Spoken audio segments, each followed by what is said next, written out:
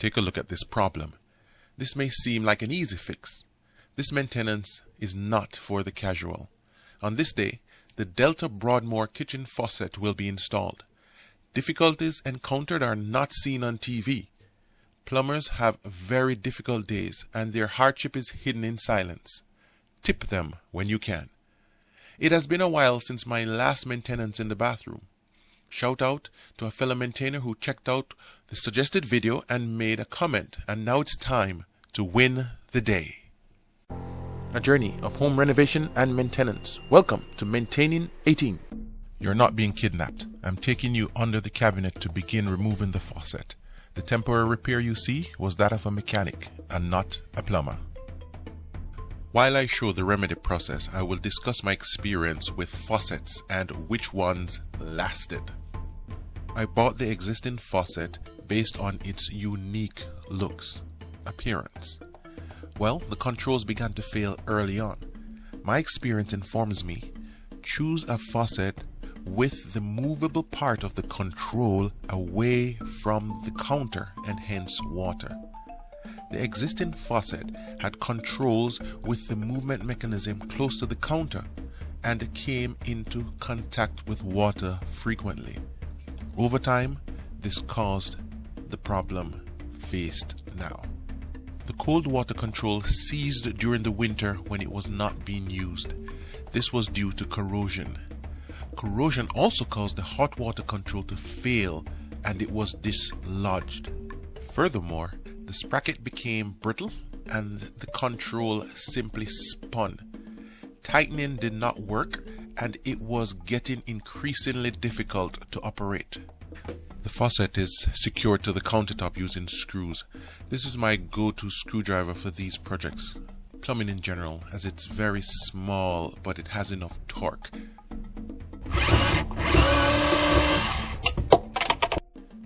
Alas, the first issue has arrived.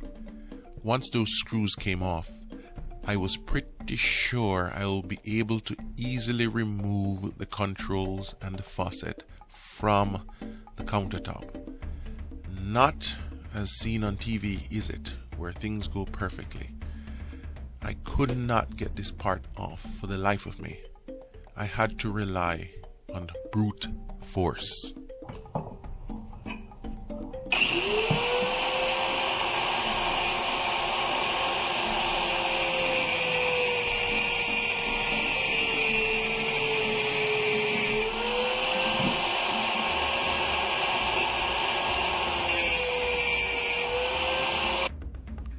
Using the grinder made a mess and I was nervous for my finger, so I placed the guard back on. I like to think it would not sever my finger but give me a laceration if it made it through the glove. Best not to take any chances. With the safety of my finger in mind, I used the grinder for a short period of time and spent most of the time prying the part out.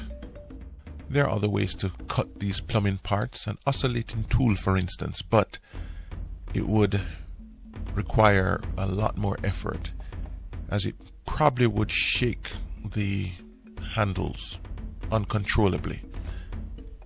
It is now time to install the Delta Broadmoor bathroom faucet. I did not observe any markings that would indicate whether the control or valve was open or closed.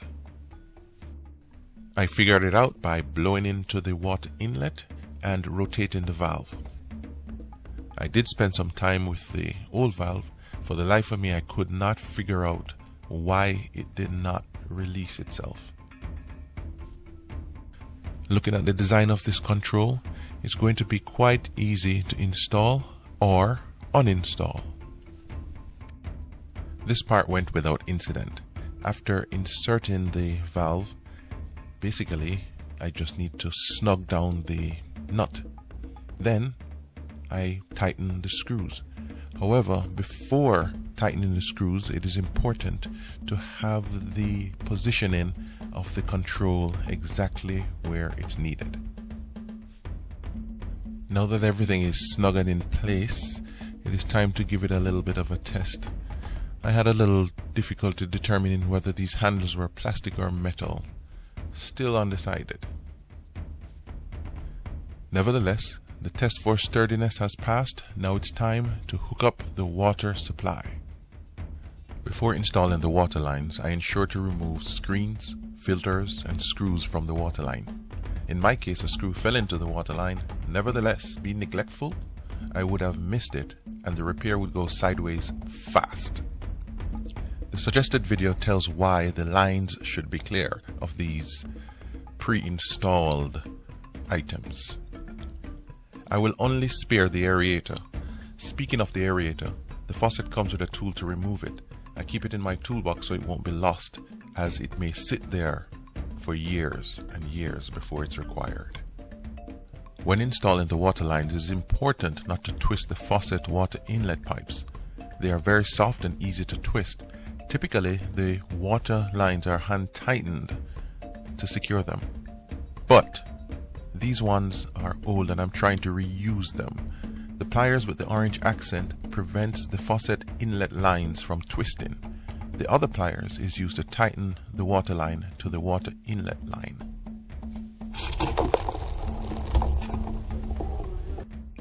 So it's generally not a good idea to reuse the water lines. And one of the reasons for that is because the seal provided by the washers or O-rings tend to deteriorate. I had to purchase new supply lines just because of this one part. That sucks. The new supply line is being installed and is only being hand tightened. And as you can see, there are no leaks. This is the way it should be. This line takes the water from the controls into the spout of the faucet. These snap together pretty easily. I would not have been successful in this effort if ill-prepared for issues, some of which were revealed. I invite you to like, subscribe, and be notified of home repair experiences. After this point I could stop, but I'm going to replace the drain assembly.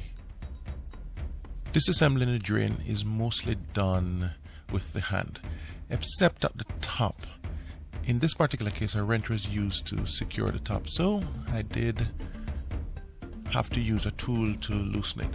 However, everything else was hand tightened and easily pulled apart. That's pretty good. There will be some water inside of the trap. The trap is a curved section at the bottom. However, just with careful handling, it acts as a cup or a container, which you can just throw it into the toilet. So that's pretty easy. I had to install a weight on the line that goes to the faucet. I'll get back to that a little bit later, as there was an issue. The old parts are surely stacking up.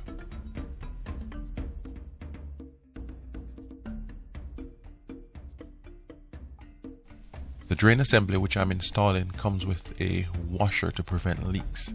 I will not be using the washer. I'll be replacing it with plumber's putty, given my experiences with washers, which tend to deteriorate a little bit more rapidly than plumber's putty.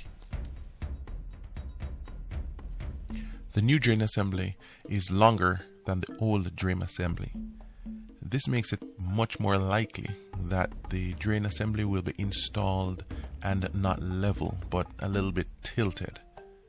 One of the pipes have to be cut. I suggest do not cut the drain assembly.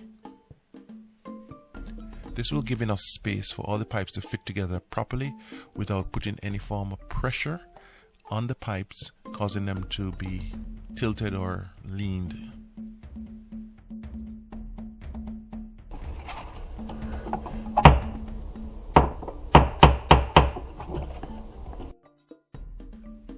I fitted the drain assembly together.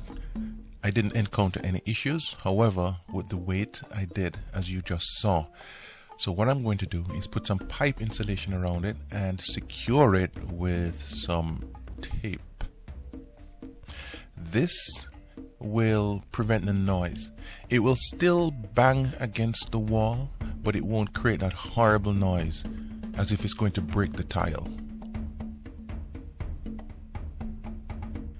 As with most of my DIY projects, I'm going beyond. I'm replacing the drain stop with a different drain stop, obviously. This one works in a different manner. It sits above the drain assembly instead of inside. Basically, what I'm trying to avoid here is having the stopper clogged up, having to pull out the stopper and then clean it. It was easy to do with the Broadmoor. However, I am going to avoid that in the first place by having the debris here, whatever it is, get stopped before entering the drain. That way I can just use a paper towel, wipe around it and clean it up easy peasy. If I happen to open the drain, there's something serious going on. Testing for leaks. This is not as simple as just turning on the faucet. Leaks can happen around the controls, around the faucet itself. So it's also good to wet the counter around these parts.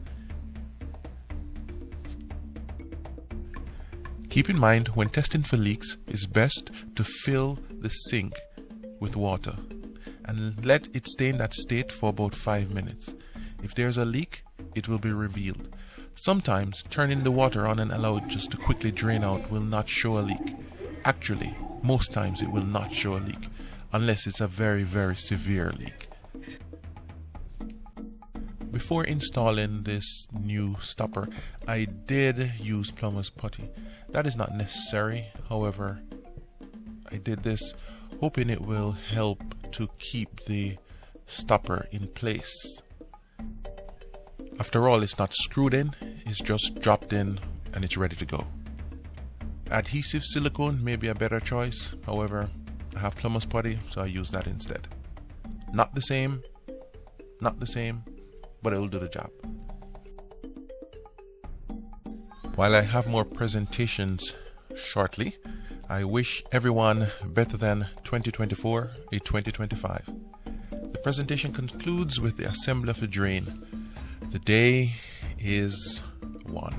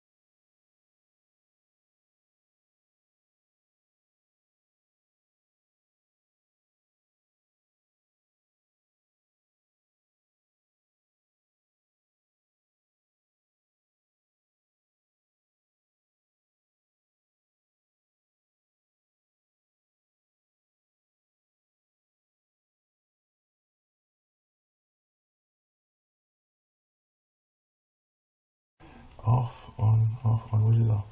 So good.